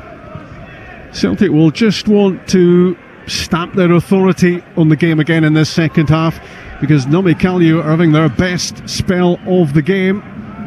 Andrei Markovic, better cross this time from the right hand side. Good header from Tony Ralston. Defensively, the ball cleared as far as Denis Tchapkin, 25 yards out. He was never in control of his long range shot at goal, but it was a good ball in this time from Markovic down the right side, and good defensively from Ralston. Yeah, he did well to get in on the cover, but it was a really good ball. Pace on it again, dipping in round the 6-yard box. and a really dangerous one. Goalkeeper couldn't come, and it called on Tony Ralston to get himself in there. He didn't quite get a strong header on it, but he certainly put the attacker off. They continue to get possession of the ball. Klein is bundled over by Nir Beaton, and that will be a yellow card for the Celtic midfielder and a free kick for the home team. Yeah, I didn't think it was a booking for sure, but and that's it's something that Neil Lennon won't be happy about. Players picking up needless bookings at this stage. I don't know how it all works out. I hadn't got the answer to that, whether they're all sort of gone at the end of the qualifying, but they will count. A couple of bookings, you're probably suspended, and he doesn't want any suspensions because the game's coming up is going to be really difficult, and he wants all his players available. Celtic have had more questions asked of them defensively in the last couple of minutes than in the whole match so far. It's a free kick for Kalju, about 45 yards from goal. The players lined up at the edge of the box. Casper Power with a free kick, a glancing header goes wide of target. Yeah, decent ball in again, a little bit of pace on it. It only takes a touch. That time it just sort of screwed off. I think it might have been a big guy that is replaced Dennis Javkin. Yeah, he's a big, tall, 6'4" guy, middle of the pitch. Always dangerous set pieces, and it just glanced off the side of his head by Craig Gordon's right hand post. So yeah, it is the best spell of the game for Kalju. There's no question about that. Max Mata plays the ball forward. Casper Power with a shot which is straight at Craig Gordon. He beats it away, the goalkeeper, and Chris Jullien gets the ball out for a throw-in. But they really are knocking on the door at the moment, Nome Kalju, as Celtic struggle for supremacy right at this stage. Yeah, they're just picking up the second ball, and then they're they're getting down the flanks and getting decent balls into areas. That time it was a shot straight at Craig Gordon, who comes up with a big save. But they don't want to lose anything, Celtic, and take away from their performance, because the performance has been decent very good over the two legs, and goals and the defensive side of it is going to be a critical part of European football, and for them to advance. Here goes Celtic playing some really good football now, turning defence into attack really quickly. Lewis Morgan comes in off the right side. He tried the left foot shot in the end. It was Tony Ralston who had the effort on goal. Celtic moved the ball up the pitch pretty sweetly. There was a lovely little back heel on the touchline from Lee Griffiths in the midst of all that, as Celtic looked to get back to business, having had their most challenging few minutes of the match. Yeah, I wouldn't see that as one of Tony's strong points, cutting in onto his left foot and trying to curl around. He showed confidence to take it on, but it went sort of a couple of yards over the crossbar. Not struck with any great conviction, you would say, but at least Celtic getting back into the area of the pitch that they want to be inhabiting. There's a block on Morgan, far side. It will be a free kick just about on the touchline, right hand side for Celtic. But they don't want to be conceding. They don't want any blot on their copybook tonight. They want the clean sheet to go with the 6 goals in the tie they have already. Absolutely, Robin, and they just got to get control back in this game. Get a hold of the ball, keep the ball flowing, and just, as you say, not give anything silly away, and just people then will be talking more about that than the 6 goals that they've scored. In possession, Olivier Nchamp plays it to the left side for the former Rapid Vienna player, Bolly Bolingoli. Now down the left side, Celtic with Lewis Morgan spinning away and trying the left foot cross over hit, and Kulinic just glances a header to take the ball out of play on the far side. Morgan just switching across towards the left side there to deliver there, too much on the cross, and now he reverts back to his regular beat down the right side. Chris Jullien steps forward from halfway. He was caught late as he played his pass away, the Frenchman. It was Peter Klein who knocked him over. Free kick given. Yeah, it's the first time we've seen in the match where he's stepped into midfield Julian. He's so far he's been hitting the passes from a deeper position, but that time stepping into midfield, getting his pass, but being caught, and Celtic getting the free kick. Just the one goal in the game on the night, the Kulinic own goal first half, which increased Celtic's advantage in the tie to 6 goals. 12 minutes gone since the restart. The scoreline in Israel remaining the same. Cluj 2-1 up on the night, 3-1 aggregate. Lewis Morgan attacking here for Celtic, heading for the byline. Morgan pulls the ball back low. It's stabbed away by Avilov, and Celtic look to keep the pressure on here in search of a second goal on the night.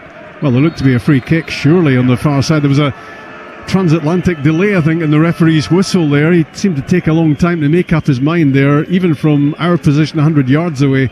Packy, that looked a surefire free kick. Yeah, it was definitely a free kick, and he probably just wanted to delay a little bit to see was there any advantage from Celtic's perspective, and when the advantage was gone, then he blew his whistle. But Morgan showing a little bit of good play down that right hand side initially, getting to the byline, a little feint to take on a couple of players. So free kick Celtic, 10 yards in from the touchline, right hand side. You might have to hold fire on your travel plans, Packy. More of that in a second. Free kick here for Celtic, who lead on the night by a goal. 6 overall.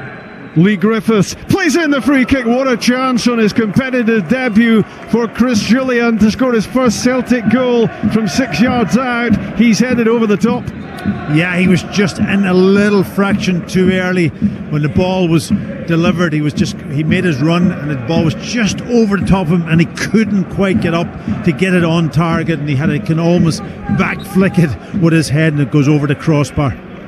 But a real threat in the box. I think the ball might have hit him on the nose. He looks to have a bit of bleeding that's being mopped up at the moment, and he's going to have to change his jersey as Klein strides in behind the Celtic defence, left-hand side for Nomikaliu. Peter Klein turns back onto his right foot, flipped the ball across goal. Celtic get it clear. Maccabi Tel Aviv have equalised on the night in Israel against the Romanians Cluj. So that's now 3-2, so it's very much in the balance now, that tie. At the moment, Celtic are heading for Romania, but that could change in the course of this second half. 3-2 for Cluj against Maccabi Tel Aviv on aggregate. 6-0 here for Celtic overall. Yeah, well, there's a lot to play there, and Celtic are going to make a substitution right now. Yep. And it is going to be Scott Sinclair to come on for Celtic. Didn't make it into the starting lineup, but he is coming off the bench here for last season's treble winners, and the Celtic fans will wonder what the next month might bring for Scott Sinclair. But he has got quality, and he's got goals in him. That's been the big thing. From Scott Sinclair's point of view, he scored so many vital goals for Celtic, and he gets himself into great positions to score those goals. Do you want to go into detail about his hairstyle change this season? Yeah, well, he's easy to pick out, isn't he? Compared to Bolingoli, he's got the blonde dye in his hair. So maybe they felt they would be clashing if he kept it the way it was. But Scott Sinclair off the bench for Celtic here, and he will look to mark his introduction with a goal, you would imagine. There's oceans of room for Nir Bitton to play the ball to the feet of Sinclair, edge of the box, inside the area he goes. That stuttering run of his keeps possession, rolls it back. Bitton again, crossfield for Ralston. He's 25 yards out, Tony Ralston. Gives the ball to Lewis Morgan against Kulinic, just outside the box. Angled ball in towards the back post from Morgan. Nobody in that area for Celtic. It bounces behind for a goal kick. 1-0 Celtic in Tallinn, 6-0 on aggregate. Yeah, it's obvious tonight too that there's a lack of a real kind of target for when one of the wide players have got the ball and they look up they don't see a player that they can actually maybe hit the cross into. Griffiths, we know he's decent in the air, but he's not the tallest. But when you have Edward in there, at least he's a target. Doesn't quite get himself into good positions at times, but he still is a big target. Just looking down towards the Celtic dugout, no activity at the moment. Sinclair is on, and wonder what other changes we might see before we're finished here tonight. 62 and a half minutes are on the clock. Calju 0, Celtic 1. The Kulinic own goal adding to the 5 Celtic scored in the first leg last Wednesday night. 2 of them for Ryan Christie. He's among the subs, but maybe not required tonight for Celtic. Incham has possession.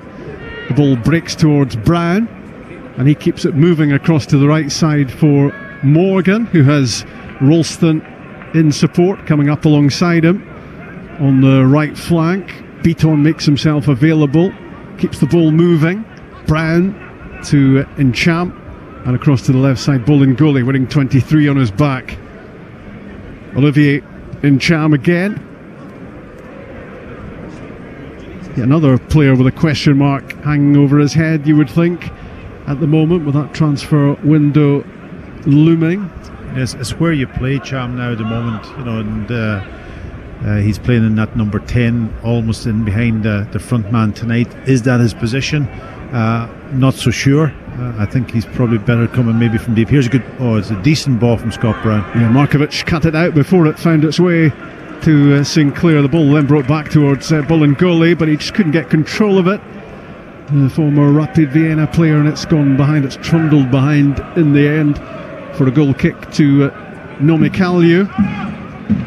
The Estonian champions are 6-0 down over the 2 legs so far. Are there more goals to come here for Celtic? Will there be more scoring action in Israel?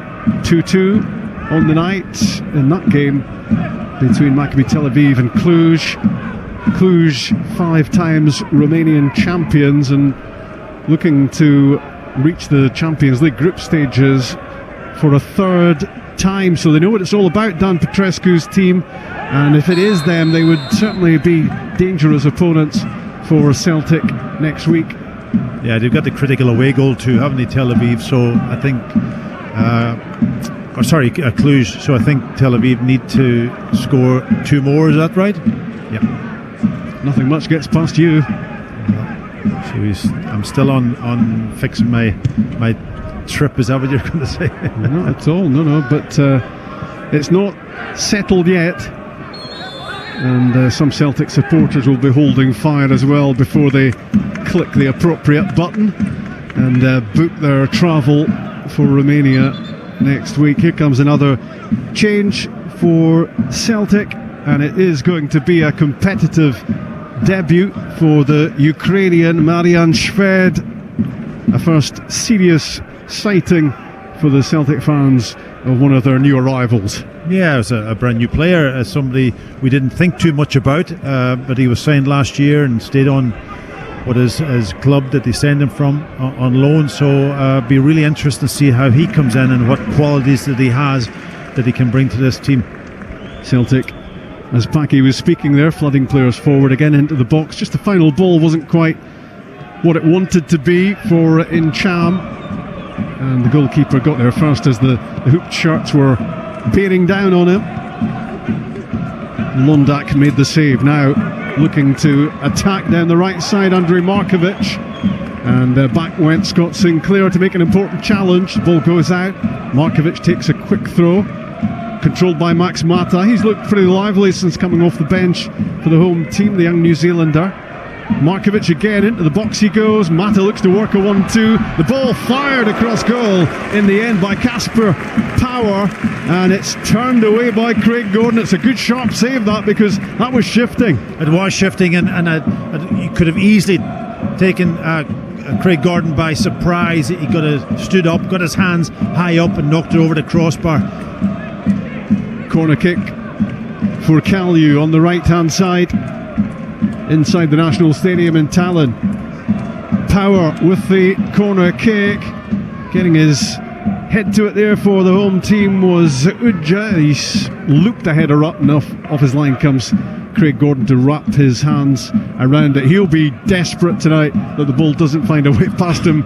Craig Gordon getting the opportunity here to remind everyone what he can do. Yeah, it's always one of those things for goalkeepers, no matter how much you dominate a game and how many goals you've scored, that you just do not want to concede anything. And somebody of the experience of Craig Gordon, he knows that clean sheets is what the goalkeeper's situation is all about.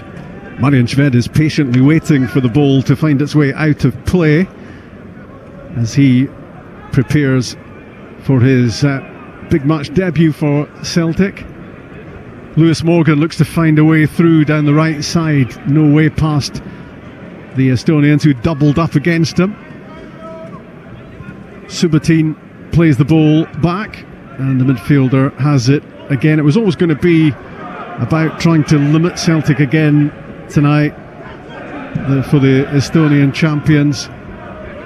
They've only conceded once so far in this second leg. Celtic will have a hunger to score one or two more if they can, but they're cruising in any case into the next qualifying round, which they hope leads to the group stages of the Champions League. It makes a massive difference to the Celtic profit and loss account. Oh, absolutely. And people talk about what's the priority this year, and I think Neil put that to bed fairly quickly in his there's a bad pass. Yeah, wayward pass, and Max Mata has it. He's on his own at the moment for Kalju, and it's a good challenge to win it back by Jozo Shimunovic, and Gillian plays a pass into the midfield for Scott Brown. Switch quickly to Bolingoli. Wider still is Scott Sinclair, running with the ball and looking to create something. In the end, he overruns it and the ball goes by. I was just wondering what the record might be for the longest a substitute's been waiting to get on, but his patience is finally going to be rewarded. Near Beaton will be the player coming off. He points at his chest and says, "What, me?" And the answer is yes, you. And it's a competitive debut for Celtic for the Ukrainian Marian Shved. Yeah, I think Cham will step back probably into Beaton's position, and Shved is going out onto the right hand side, but Lewis Morgan almost playing in off Griffiths in that number 10 position. So a new kind of position for Lewis Morgan. But going back to the point we're talking about priorities this year, we know what the big priority is, of course, winning the league. But I think Neil Lennon also said that European football is critical, and you mentioned it, getting into a group stage in the Champions League, the amount of money that's involved. Celtic are one of the big teams who want to be in there, fighting against the big boys in that particular competition. So that's a big priority also. You're listening to Sportsand on BBC Radio Scotland. Lewis Morgan is off and running. Great run he's made, and he slips the ball through. Big chance for a second Celtic goal, and keeper Londak is down to make the save.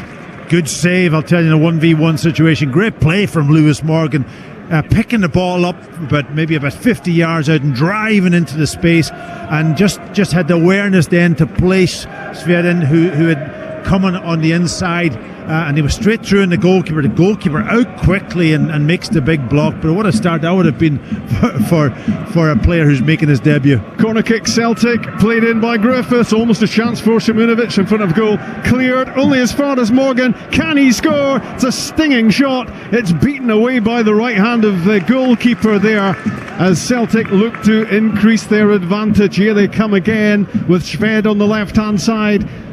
Exchanges passes with Morgan. Shved's cut back is cut out, but as Paki says, that could have been instant impact from the Ukrainian as Morgan created the chance for him to score on his debut. And I think it was his first touch, was it? Yeah, it could well have been. The veteran goalkeeper Pavel Londak made a really good save. Yeah, I think it might have been his first touch, which would have been incredible. He was waiting for a long time to come on the pitch, and that would have been a bit of history also. And his first touch to almost score. Well, he should have scored a goal, really. It was a 1v1 situation. He won't get a better chance in this game. The ball is played forward by Kalju, and it's headed back the way by Ralston and rescued before it goes out by Simunovic. He rolls it into Craig Gordon, one of 6 changes to the Celtic team which started the first leg of this tie. It is 6-0 Celtic overall against Nomikaliu. Pocket of space found by Morgan, inside left channel, running with a ball at the centre of the Kalju defence. Just not quite the layoff that Bolingoli was looking for, and in the end Markovic plays the ball out of one of Celtic's new signings, out for a throw-in. The ball is driven forward towards Peter Klein. His head flick goes astray, and Simunovic plays a pass to Ntcham, and it's quickly shuttled down the left side to Sinclair, just outside the box on the left. Bolingoli now plays it in. First time Griffiths was hanging up for the header, and he was up on the shoulders of one of the Kalju defenders, and the free kick goes against him. Yeah, just definitely a free kick. He actually jumped far too early, and the referee was right to blow the whistle. Takes the pressure off them for a little bit, but Celtic have just come back up the tempo a little bit in the last couple since they've made the changes. I think Lewis Morgan playing in that, driving into those areas, and just creating things again for them. That sort of went a little bit. I think Ntcham got a little bit tired in that position. His movement, it wasn't there in the second half. He's moved back into his probably natural position alongside Scott Brown at this moment in time. So, yeah, a little bit more impetus from Celtic. So competitive Celtic debuts tonight for Chris Jullien and Marianne Schved, who's looked lively immediately after coming off the bench and replacing Nir Bitton. Celtic losing one of their central midfielders, and Ntcham has dropped deeper. Schved operating out wide. Bolingoli's pass finds Ntcham. Room between the lines for him, and he jinks inside away from Subotin, and then clips a pass across towards Morgan, working it onto his left foot. It was Schved coming in off the right hand side in the end with the shot a goal. He's pretty desperate to mark his debut here with a goal, the Ukrainian. Yeah, that's the only thing tonight that you'd be maybe critical of Celtic, is that they have got into good shooting positions. They've taken on the shots, but none of them has hit the target. All of them off target, well over the crossbar at times. 6-0 Celtic on aggregate here in Estonia. Mistake at the back from Kalju, and Schved almost had himself another chance. Yeah, 6-0 for Celtic. 2-2 it is in Israel on the night between Maccabi Tel Aviv and Cluj, and the Romanians ahead on aggregate by 3-2, having won the first leg 1-0. And at the moment it would be Celtic in Romania next week in the third qualifying round, but all that could change. Corner kick won by Nomikaliu here. Sander Puri will take this for them, throwing plenty at this, the set piece. 6 in the box for the Estonian champions. Puri's delivery, Scott Brown got his head to it, heading back towards his own goal, but it was a looping effort which is easily grabbed out of the air by Craig Gordon. Yeah, you would like, they're a little bit slow to get into position to take the ball off Craig, and that may be just down to not wanting to build the game from the back. Is normally in the past you would see them all breaking into good positions, so it allows him to throw it out quickly, but yeah, it's not there at the moment. Ntcham to Bolingoli, and popping up centrally is Sinclair. Ntcham again, and he rifles the ball out wide towards Ralston. Now Morgan heading for the byline. His cross missed by Griffiths, but Bolingoli coming in off the left was almost on the end of it. Markovic gets it away for Kalju. Cuts inside away from Ntcham. The Frenchman, though, hasn't given up. He's breathing down his neck. And it's a cross with Kulinic now, the man who scored the own goal first half. The only goal of this second leg so far. And Sports Sound on BBC Radio Scotland will continue to monitor the success or otherwise, let's hope it is success of the Scottish sides in Europe. But there's a chance here for Max Mata, but he's offside.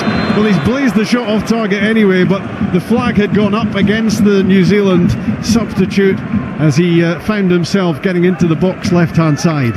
How late does that flag go up though? I go back on it again. It's one of those things that until the player touches the ball, then the assistant raises a flag. Get the flag. If he's offside and it's in this path, put the flag up, and then it creates, it takes all of the decision making out of it.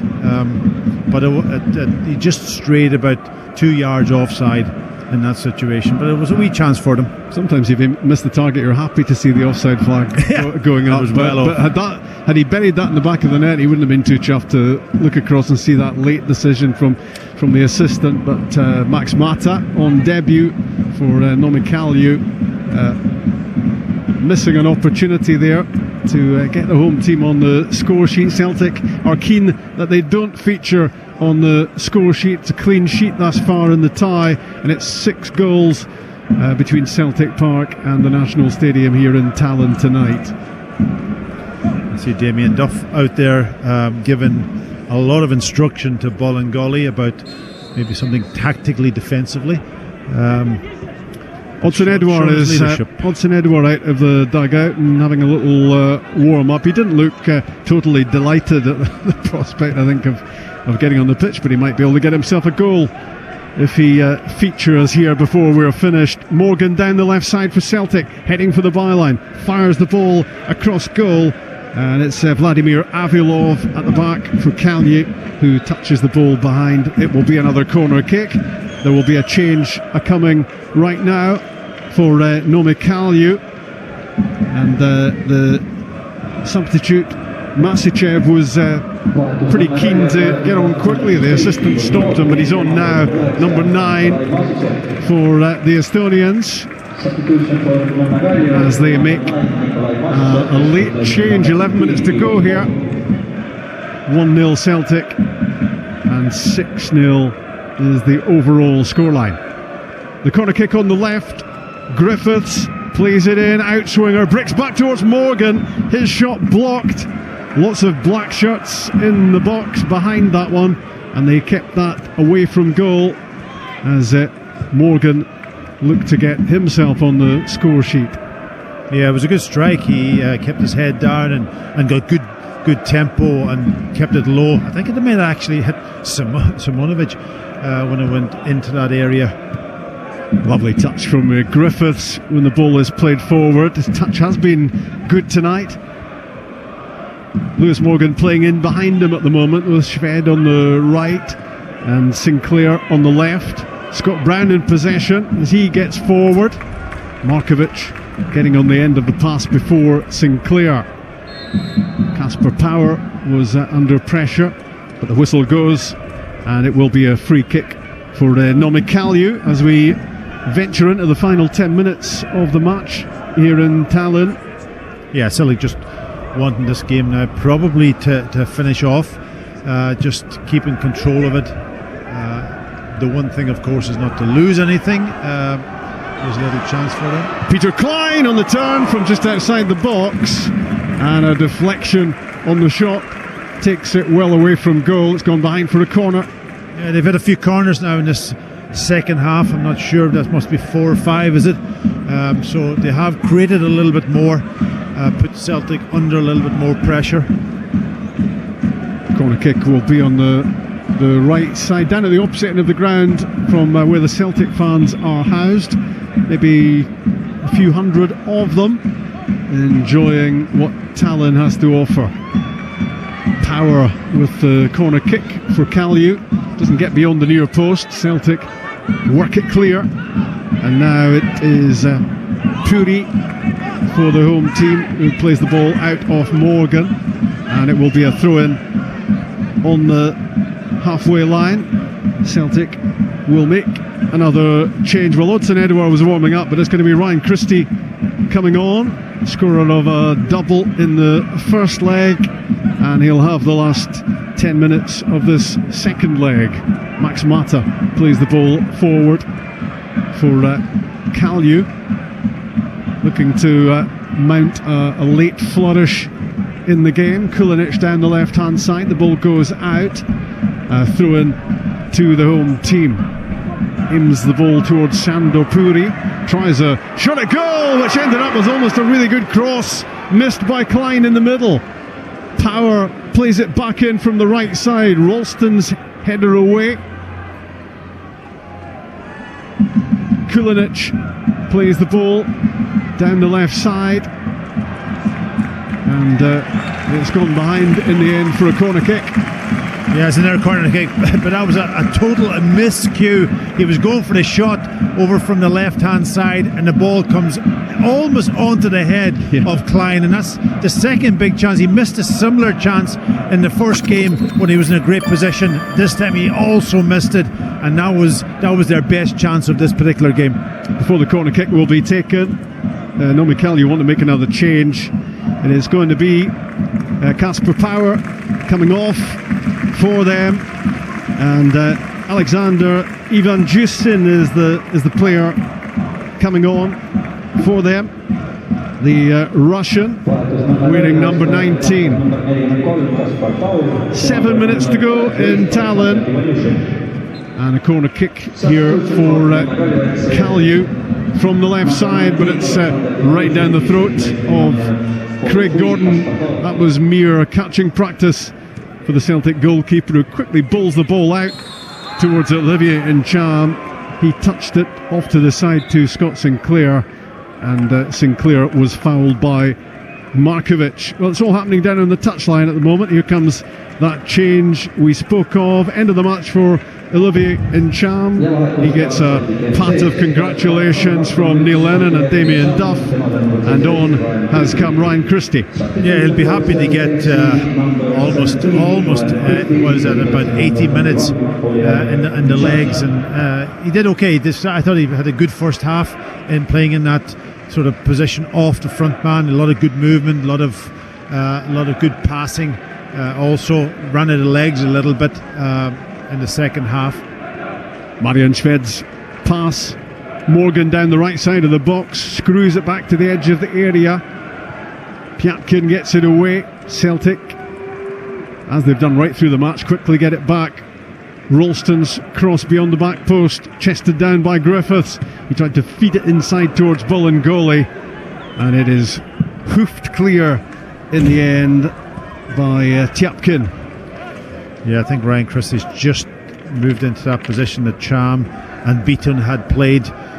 He'll sit in the middle of the pitch, and they've left young Lewis Morgan in that sort of kind of position, that number 10 position off the front. So he'll just play the last sort of 6 or 7 minutes out in that position, move the ball. Ralston's pass intercepted, but he gets it back. Now Simunovic plays a forward pass, which Morgan collects. Lewis Morgan looking sharp for Celtic, having been out on loan at Sunderland last season. Julien the Frenchman to Christie, just off the bench. Ryan Christie, and he's found by Bolingoli's pass. Back it goes to Julien. Christie immediately involved, busy in the midfield, and the big central defender Julien squares the ball to Scott Brown and gets it back in the closing stages here in the Estonian capital. Sinclair from the left side, heading for the byline, stopped in the end, and Markovic gets the ball clear. Julian's header to Bolingoli, inside it goes, but Chapkin intercepting a wayward pass, and in the end a tired looking Estonian midfielder plays the ball out in turn, and Bolingoli takes a throw in for Celtic, looking to link up with Morgan on the left side. Lewis Morgan whipping in an early ball from out wide, and Kalju get it clear, and the ball is again out for a throw in down to the left hand side, taken by Bolingoli to Ryan Christie.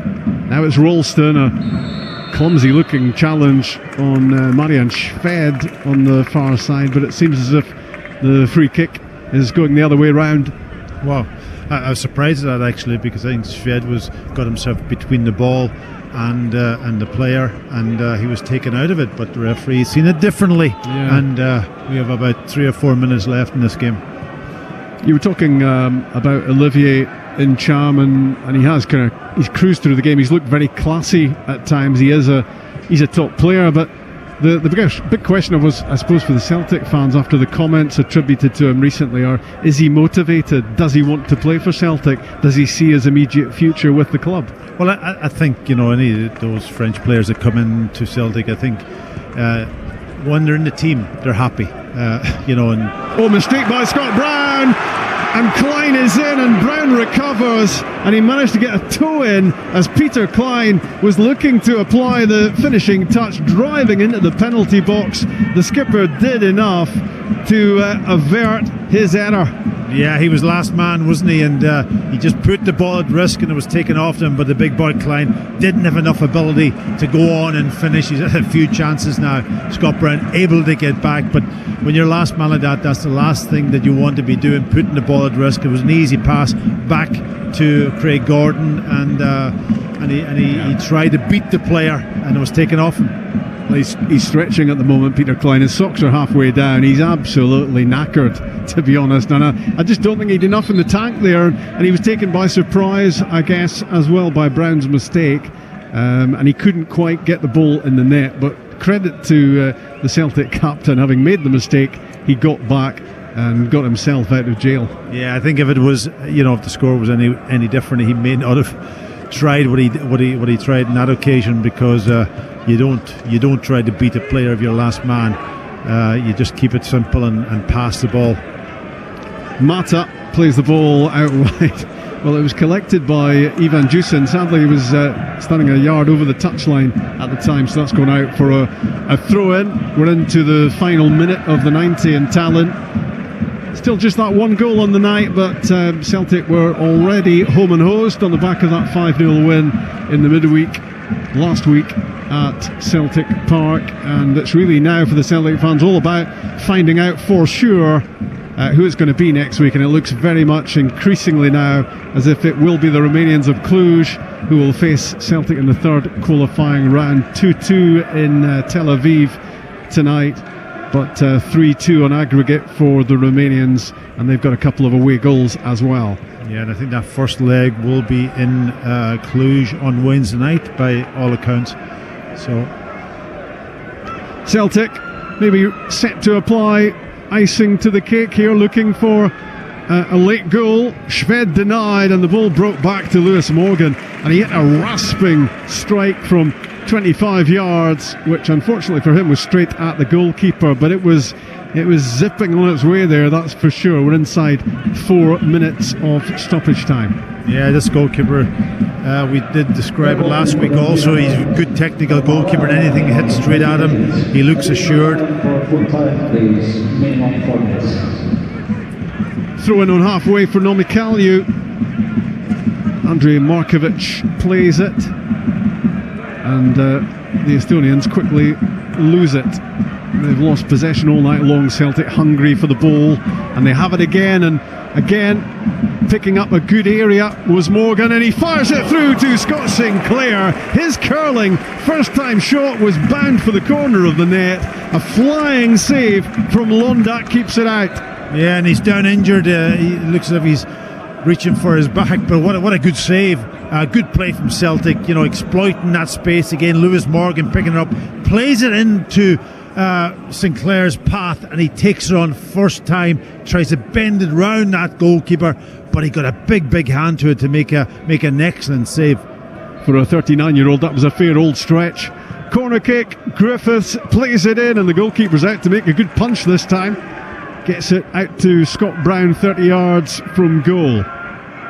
Left side, Morgan back onto his right foot, curling ball in right in front of the goalkeeper, and the ball's in the net, but it's not going to count. There was I think a raised boot as that was played in by Morgan. The ball is put in the back of the net, in the end. Yeah, it was Julian, wasn't it? He was in a forward position, he just raised his foot up on the goalkeeper. You're always going to get a free kick against you in that situation, goalkeeper brave again, coming out in among bodies. He's had his moments tonight, Chris Julian. He's had his opportunities. There was a header first half which might well have given him his first Celtic goal, but he was always going to be penalised there for the high boot. He's a big lad, and when he puts his boot high, it is high, and the decision goes in the goalkeeper's favour. Still 1-0 Celtic on the night, 6-0 aggregate. Here's Lee Griffiths taking a touch and looking to see if he can get a goal. The ball breaks back to Marian Shved, and the Ukrainian lashes a left footer into the top corner, and he has his first Celtic goal on debut.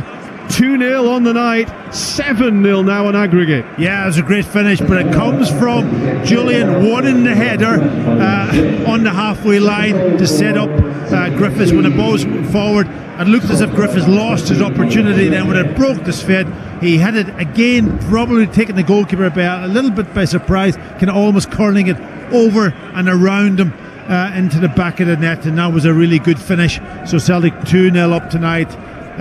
7-0 on aggregate. Well done. 5+2. Yeah, 5+2. Yeah. Great finish from Shved. He had a chance immediately coming off the bench. He's been lively throughout. Looks like he might be another player that the Celtic fans can get themselves excited about. Yeah, and you know, he's in a similar profile as the Mikey Johnsons and the Sinclairs and all of those type of players. Nice, sharp, and can finish, which he showed there. So yeah, looks a half decent prospect. Sure does. Took that chance really well. Clinical with a finish. The ball simply flew past Pavel Londak, and it is 7-up for Celtic in the second qualifying round, heading towards the group stages of the Champions League. It's going to be a late free kick for the home team, and Celtic's determination now will be just to make sure that the number against Kalju stays at 0. This free kick is about 35-40 yards out. The long-range effort at goal is waved over the top by Craig Gordon, and that signals the final whistle. And it seems very much, we'll get confirmation from Israel shortly, but Celtic will play Cluj in Romania next week in the third qualifying round of the Champions League, after they strolled through the second round tie against the Estonian champions Nõmme Kalju. The own goal in the first half from Kulinic, all about the creative talents of Mikey Johnson setting up the chance. And just when it looked as if that was going to be the only goal on the night, up popped Ukrainian substitute Marian Shved, hammering home a left footer in stoppage time to make the final scoreline 2-0 on the night, and an aggregate of Kalju 0, Celtic 7. Celtic in the Champions League qualifiers. Live on Sports Sound from BBC Radio Scotland.